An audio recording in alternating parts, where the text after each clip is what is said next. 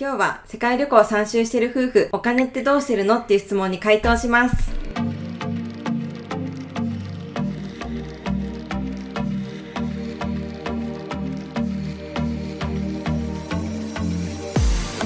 こんにちは。サラリーマンを辞めて夫婦で世界旅行をしているゼオです。すみです。このチャンネルでは一生に一度は行ってみたいっていう場所を全て回ることを目標に世界各国の絶景をお届けしています。今日のテーマは世界旅行を3周している夫婦のお金の事情について回答しようと思います。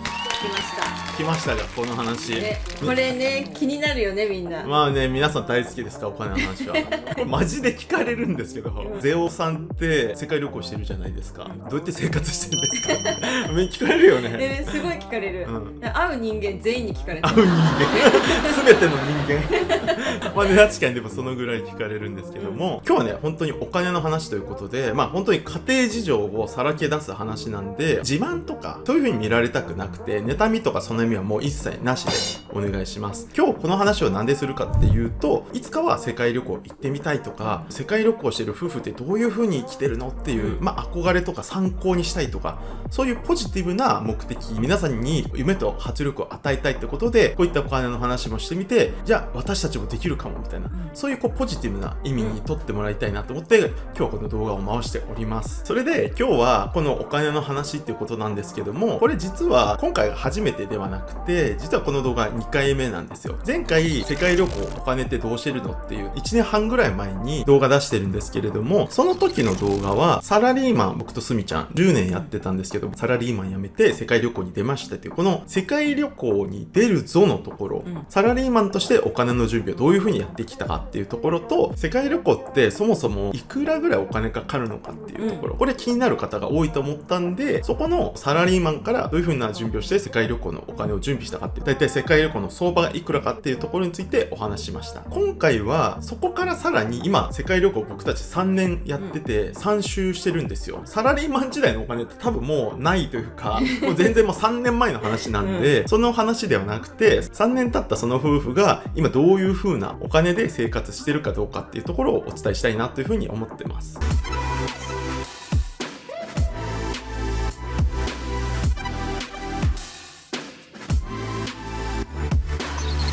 前回の動画見られてない方もいると思うんで、簡単に振り返りをしようと思うんですけれども、前回の動画では世界旅行のお金の相場として、だいたいバックパック的な旅行で1人200万円、普通にビジホに泊まって世界旅行するには400万円くらいかかるっていう相場のお話をしました。でさらにそこからプラスでどれだけラグジュアリーなホテルに泊まるかとか、ニューヨークでヘリに乗りたいとか、モルディブでダイビングしたいとか、アクティビティに参加したいっていうところによって、プラスアルファでどのぐらいお金がかかるのかっていうところを算出するような世界旅行の相場のお話をしました。でさらにそれに加えて、僕たちがどういう風にお金を集めて世界旅行に出発したかとか、あとは世界旅行してる間の家ってどうしてるのとか、そういう素朴な疑問に対してお答えしたので、興味がある方はそちらの動画を見てもらえればと思います。で具体的に僕たちどうしてたかっていうお話なんですけども、僕たちの場合はサラリーマン時代コツコツ世界旅行に向けて貯金してたっていうよりは、すごい突発的になんか僕が36歳の誕生日を迎えたあたりに、やべえ、もうあと人生70歳までしかないと思ったら、もう後半スタートやべえってなって、このまま普通に過ごしてたらダメだと思って、突発的に10年間同じ会社で働いてたんですけど、会社辞めて出発しました。そういう突発性の世界旅行だったんで準備に関してはその時あった貯金と、あと会社辞めるにあたっての退職金、10年間同じ会社で働いてたんで、スミちゃんも退職金もちろんあったんですけど、それをガッチャンコしてっていうところと、会社員辞める3ヶ月ぐらい前に副業で SNS コンサルをやり始めて、その3ヶ月で貯めたお金で全部ガッチャンコして世界旅行に出ました。で貯金に関してはスミちゃんコツコツ貯めるタイプなんですけど、僕結構いい加減タイプなんで社会人1年目の時に定期預金してたんですよ。でそれ僕超いい加減なんで、それ忘れてたんですよなんと10年間新しいんですねそうなんかお金ってどっかしらにないかなと思ってたら、そうだ、定期預金を社会人1年目の時やってたわと思って通帳帳がいっぱいになると、うん、通帳送られてくるんですよ。通帳いっぱいになりましたよ、送られてきて新規の提供機の口座になるんですけどあれだと思って行ったら結構溜まってて、あ、これはもう全部世界旅行に使おうと思ってそれを使いました。で、あとさらに会社員って出張行く時って自分で新幹線とか飛行機取って行って、でホテルも自分で取って泊まるじゃないですか。で、その旅費に関しては会社から支給されるわけじゃないですか、経費として。で、経費は自分の生活費がある口座じゃなくて全然別な、もう奈良県に南都銀行っていうなんか本当に千とくみたいな千とくみたいな南都くんがあるんでなんとくそう、南都銀行っていうローカルの銀行があって普段全然触りもしないんですけど、そこに入れてたんですよ。あの口座そういえばあるぞと思って、奈良に俺の埋蔵金あるぞってほんでそれを思い出して、通帳とか持ってなかったんで、再発行してもらって下ろせたんですけど、それのお金とかがあったんで世界旅行出ることができましたと。で、さらに有給期間がかなり溜まってたんで、有給2ヶ月溜まってたんですよ。なので最初の2ヶ月は本当に普通に給料もらいながら世界旅行スタートできるみたいな。最高だね。最高。しかも夏辞めたから夏のボーナスももらってたからそういう事情があって余裕を持って世界旅行スタートできましたっていう話が前回の動画で説明してるんでぜひともね見てみてください。忘れてる講座多すぎやしないか。いや、多すぎるで、世界旅行って本当に人生の中で叶えたい夢の一つだと思ってる人多いと思いますし、この動画を見てる方は絶対そうだと思うんですけれども、個人的には本当に世界旅行って本当に叶えるので超おすすめです。だってね、いろんな夢あるじゃん。例えば経営者になって成功したいとか、芸能人になって一旗あげたいとか、いろんな皆さん人生の夢持たれてる方いらっしゃると思うんですけども、やっぱこう会社経営するとか、あとは芸能人になるぞとかってある程度持って生まれたものとか、あとはそのラッキーかどうかとか、あとは時代とか出会いとか周りの要素とか必要になってくるとは思うんですけれども、世界旅行ってもう自己完結型の夢で、自分でお金ちょっと貯めて、で自分が行きたい国に回ります。でお金がなくなったら日本帰ってきます。これだけで完結する自己完結型の夢なんで、もう皆さんがね今から叶えたいと思ったその瞬間から実現することができるっていう夢になってくるんで、これは本当に生きてるうちに健康のうちに叶えるべき夢かなと思ってます。確かにさ、今の時代って仕事ってたくさんあるから、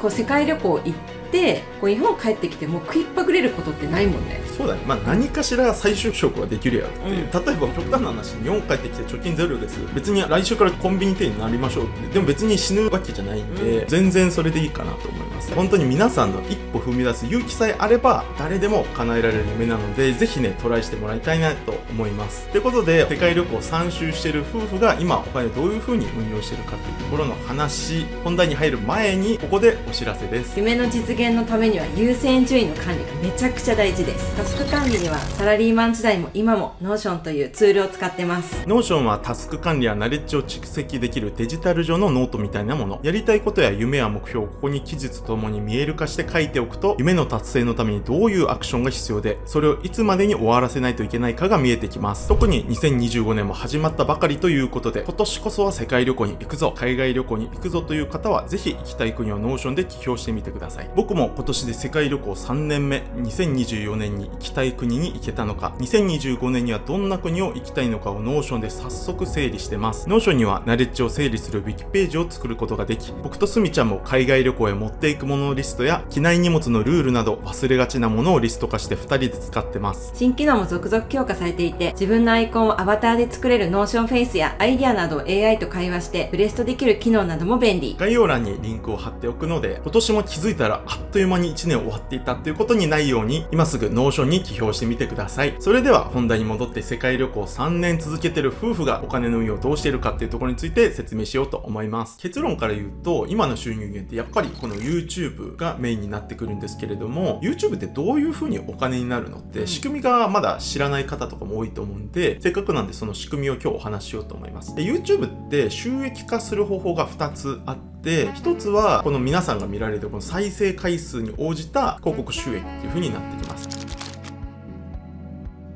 これ具体的にどういう流れかっていうと、例えば再生ポチッとするじゃないですか。1再生あたりだいたい 0.5 円から1円ぐらいが僕たちに入ってきます。例えば10万再生の動画を僕たちが出したら、それが5万円から10万円の間のどこかしらの金額が YouTube、つまり Google 社から僕たちの口座に毎月支払われるという感じになっています。ます。僕たちもどんどん面白いコンテンツを出せば出すほど再生回数が回って毎月 Google からもらえるお金というのが増えてきますし、皆さんにもぜひそれをね見てもらいたいっていうところがあります。2つ目はいわゆる企業案件っていうやつで、これはもう企業さんからメールで直接オファーをいただいて、うちの商品とかサービスを PR してくださいと。で、それを僕たちが見て、この商品はいいなと思ったものは、僕たちの動画の中で1分から2分ぐらい、その商品の紹介をして、企業さんから個別に報酬をもらうというやり方になっています。これは、だいたい相場としては、YouTube のチャンネル登録者数かける2円から4円っていう風に言われてて、例えば僕たちのチャンネルで言うと、約今10万人の登録者さんがいらっしゃるんで、だいたい20万円から40万円ぐらいが1回の PR でいただけるっていう、そういう仕組みになってます。ここで気づいたことが大体裏で分析できるんですよ。この動画見られてる方いるじゃないですか。これ7割ぐらいの人が登録せずにこの動画見てるんですよ。今ギクッとした人もいるんじゃないですか。なんかね、登録してほしいんですよ。ポチッと。ポチッと、どこかな、こうなんかポチッとしてほしいんですよ。ポチッと押してもらえることで、僕たちが企業さんからいただける報酬の額も上がりますし、で、そのお金をもってして僕たちがさらに面白いコンテンツを発信できて、皆さんが嬉しい。で、皆さんがすることは、なんか買ってくださいってことじゃないんですよ。ポチッって押すだけ。お願いします。そう、お願いします。ポチ登録ボタンを押しない人が7割いるのはね、そうなんだ。そう、裏でね、分かるんですよ。そう。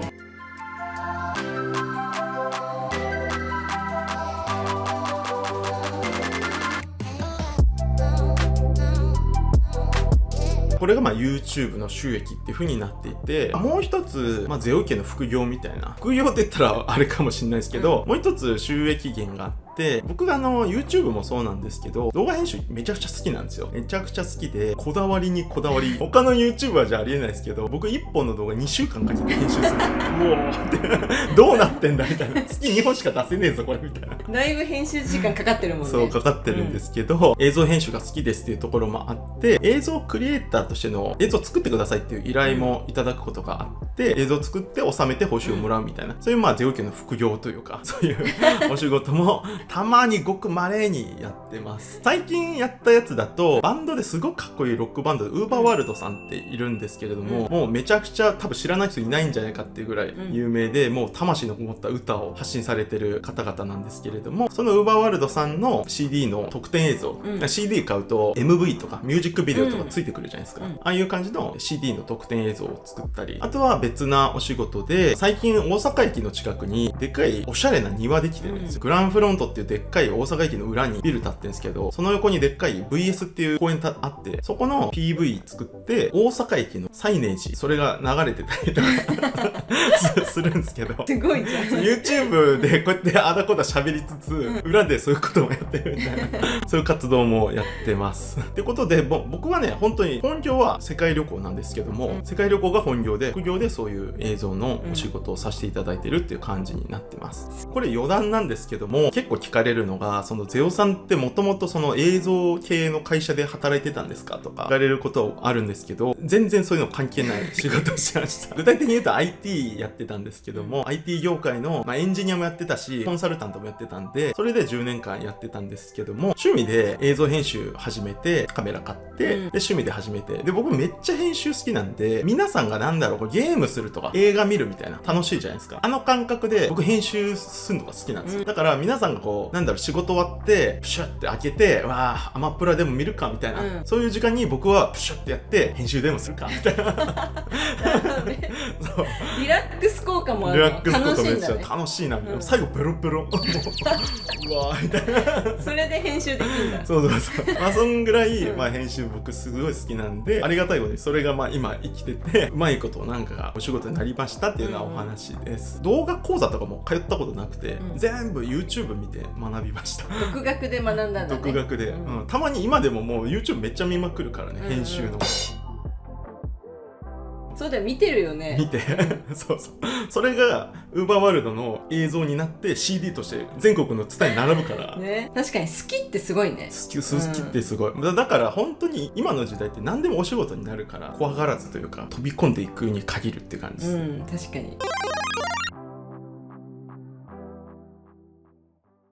今日の話で一個だけ注意点があって、、さっき YouTube の収益化のお話と動画クリエイターの話をさせてもらったんですけれども、これが最初からもうバチバチにうまくいきましたっていう話ではなくて、結構ね最初はね全然うまくいかなくて、もうどうしようもないところからスタートして、今ようやくこうやって笑って話できるぐらいの状態にようやくなりましたっていうところなので、やっぱ最初からうまくいったわけじゃないっていうところだけはもう皆さんに知ってほしいポイントになってます。で、皆さんがそれこそこの世界旅行3年目の夫婦のお金の事情どうなってんだろうって、どうやって生きてんだろうって思われると思うんですけど、もう僕ら自身も俺らってどうやって生きてくんやろみたいな間違いない前例もないしね、そうそうそう、お手本もないから、自分たちもなんかこう周りと同じ意見というか、どうしていくんだろうってすごい思ったんだよね。そう最初は本当にね、その PR とかあんまりなかったし、 PR の案件企業さんからいただいてもこれどうやってやんのみたいな、当然そんな時期はもうそもそもその収益化なんてもう確立したものなかったし、本当にどうやって生きていくんだろうの状態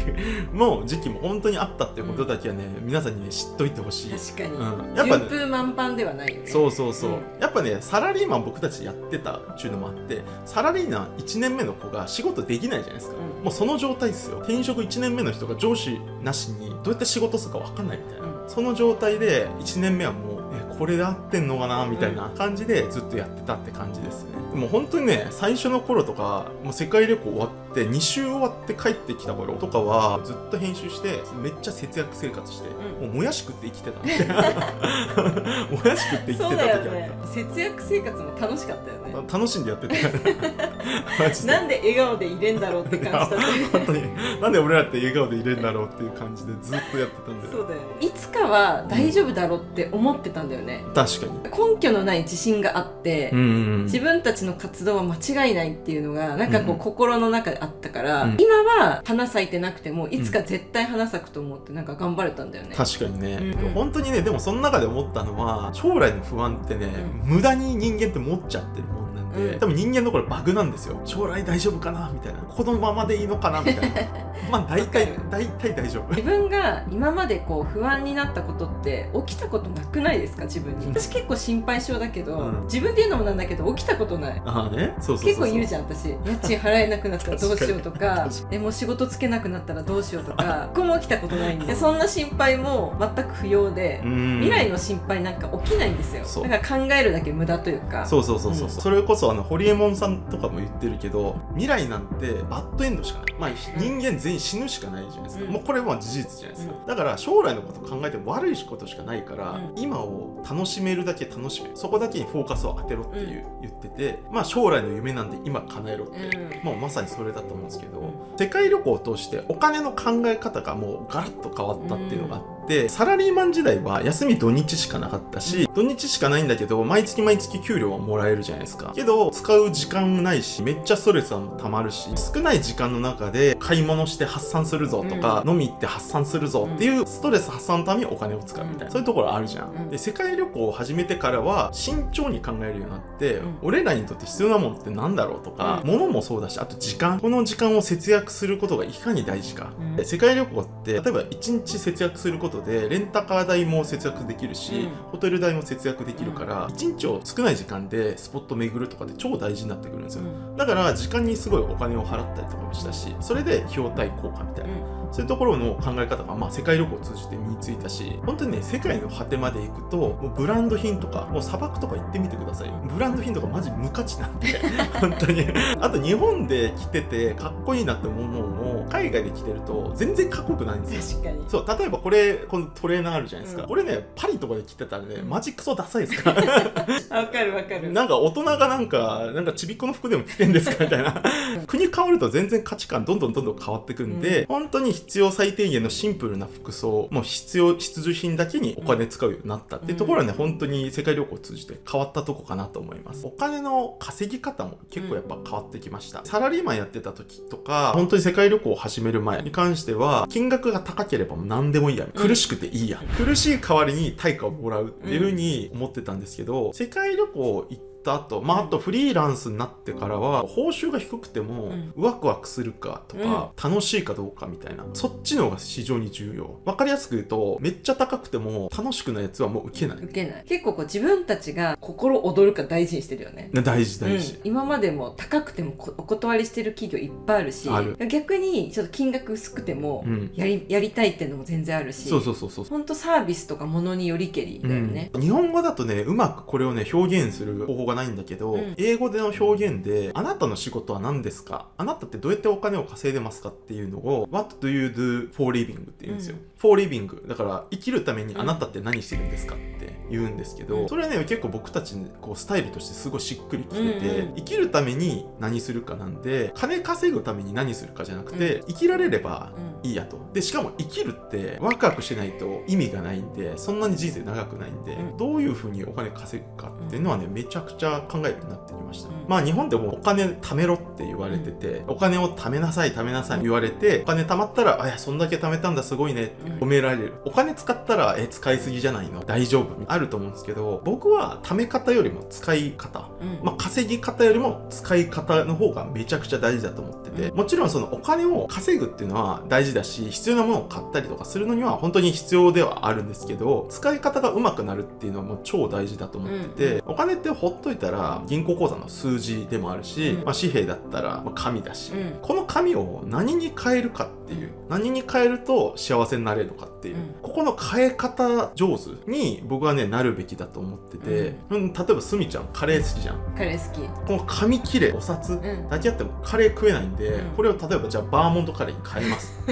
食べます、すみちゃんハッピーです。で僕らは世界旅行今3年やってるんで、お金を世界旅行に変えます、2人で行きます、楽しいです、ハッピーです。お金の何に変えればその人がハッピーになるかっていうのは本当にその人によるので、お金で幸せは買えないっていうのはつまりそのことを表してると思ってて、自分は何に変えてどういうアクションを取ってどういう時間を過ごすとハッピーになれるのかみたいなのはもう皆さん自身にしか答えがないので、これをめっちゃ考えて何変えるとハッピーになったかっていうのをね、ぜひね追求してほしい。ゼオ系研究によると世界旅行はだいぶハッピーになるね。そう、世界旅行めちゃくちゃいいし、僕らのテーマとしてやっぱ人生は自己実現と家族孝行って言ってて、自己実現、僕らで言うと世界旅行、自己実現のためにお金と時間使うっていうのもめっちゃ幸福になるし、あとは家族と過ごす時間、別に家族っていつも言ってるんですけど、必ずしもそのご家庭によっては親とかじゃなくてベストフレンド、もう家族と思える人を大事にしてくださいねっていうメッセージなんで、それが結構僕はね幸せになるお金と時間の使い方なんじゃないかなと思ってね、いつも発信してるんですよ夢の実現がゴール、お金はツールっていうことで、僕たちが生きてるこの世の中って周りを見るともうビジネスだらけで、スマホを見ていろんなものを見てても、あとは街を歩いてても広告とかマーケティングとかで誰かが誰かのものを売ろうとしたり時間を搾取しようとしたりする、そういうもう仕掛けだらけとかもう現代社会の仕組みになってきてるんですよね。他の人が売りたいものを無意識に買ってしまったりとか、あとは気づかんうちに時間を搾取されちゃったりっていうのがあるんで、自分がこう何をやりたいんだっけ、自分の夢って何だっけっていうのを本当に明確に持って毎日それに向かってるようになっていうのを確認する作業って超大事かなと思うんですよ。なので皆さん本当に夢の実現はゴール、お金はそのためのツール、これねもう本当紙に書いて貼っといてください。メモですねメモですはい、ということで本日は世界旅行を3周している夫婦がお金ってどうしてるのっていうところについて説明しました。いかがだったでしょうか。途中でもお伝えしたんですが、チャンネル登録まだの方はポチッと押してください。ポチッとな。はい、もうね僕らね裏で見てますよ登録してないの分かってますよ登録してないのあなたですよでゼオ家の冒険ではメンバー登録の方もお待ちしております。メンバー登録の方では過去のアーカイブ動画や本音を喋ったライブ映像などを見ることもできますし、旅についての質問についても僕が直接回答することができます。そして本日お知らせでもありました Notion では忘れないうちに今年の目標を立てたり去年の振り返りをやることをお勧めします。 Notion では今年の目標を立てるためのテンプレートもたくさん準備されているので、自分のお気に入りのテンプレートを探してみるのも面白いと思います。ゼオ家は去年すみちゃんと毎日10キロランをして一緒にフルマラソンを完走するという目標を立て、見事無事完走することができました。いやーこれ今となっては習慣になっててすごいランニング気持ちよく走れるけど、最初はマジできつかったよね。いやめっちゃきつかった。私最初全然走れなくて3キロ走るだけで発熱してたレベルだから、自分がフルマラソン完走できるなんて思ってもみなかった。でも完走した時の達成感は本当やばかったよね。やばかったね。やっぱ何事も挑戦するって刺激になっていいよね。今年は2人で筋トレと食事管理をして体をバキバキにしてリゾートへ行くっていうことを目標としていて、すでに活動を開始してます。皆さん徐々に私たちがバキバキになる姿を動画で楽しんでください。また NotionAI では自分のアイデアを出したい時に AI が補佐してくれる機能もあって、例えば YouTube の内容や食事管理に関しても AI がアドバイスしてくれる時代となっています。 AI ってほんと便利だよね。私毎日 AI 使っててほんとベストフレンドになってる。使ってみて本当に精度も高いし、一人でしっかり AI と会話できて壁打ちできるからめちゃくちゃ便利。まだ使ったことがない人は概要欄から Notion 使ってみてください。それでは次回の旅でお会いしましょう。人生は自己実現と家族孝行。というわけの冒険は続く。